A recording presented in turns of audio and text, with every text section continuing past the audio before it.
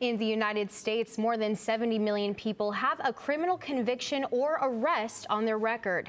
In Arizona, there are more than 46,000 people in prison, and 92% of them will stay in state after serving their time.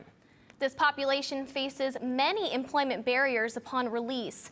I talked to an AZ nonprofit working to combat those barriers and break the stigma, all to provide people with a second chance at success. Perryville Prison. It looks like any ordinary penitentiary, but it's one of the 3 prisons in Arizona to house the Second Chance Center. The Department of Corrections partnered with various organizations that connect incarcerated people with employment opportunities. One organization participating in this partnership is Arrowette. The foundation's target group is women. And we really walk shoulder to shoulder with these remarkable women and support them for a year to 2 years as they increase their journey back into society. Valerie Ochoa is a former participant of Arrowette and a sales manager at tech company Demand Base. She says when she was growing up, she didn't have the right influences and lost her way. Eventually trickled my way into the justice system.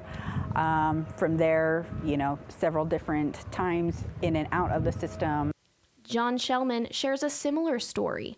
He says he couldn't dream of living the life he has now when he was released from prison over a decade ago. For years, everybody told me if I ever put my effort, as much effort into a legitimate hustle as I did into my getting high and the stuff that went on with that I'd be successful. And as it turned out, they were right. Investment strategist and author Jeff Korzenek agrees.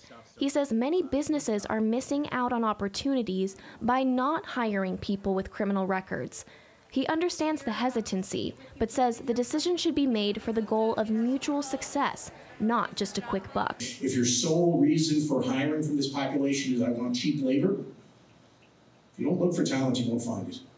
Barriers that former inmates face in the employment process include not knowing how to access required documents, inexperience with interviews, lack of professional clothing.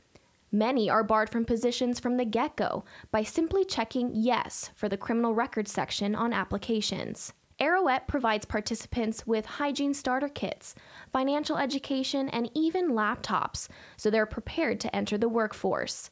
This kind of help inspires participants to influence the same kind of change in their own ways. Shellman hires people with criminal backgrounds at the business he co-owns. I don't have to worry about what scam we're going to pull today, or how, where are we going to get our drugs today, or what are we going to do today. We know exactly what we're going to do today. We're going to change lives, and we're going to make a difference. And Ochoa says she is a role model for her children and grandchildren because Arrowette gave her the support she needed. My kids are so freaking proud of me. I was in the system 3 times and never thought I'd get right, never get it together, I didn't want to leave that type of legacy behind, but now it's a completely different story and it's never too late. Last year, Arrowette helped 127 women find jobs with its skill classes and the help of partnerships. It measures less than a 3% recidivism rate, and Rapping said she only expects numbers to improve.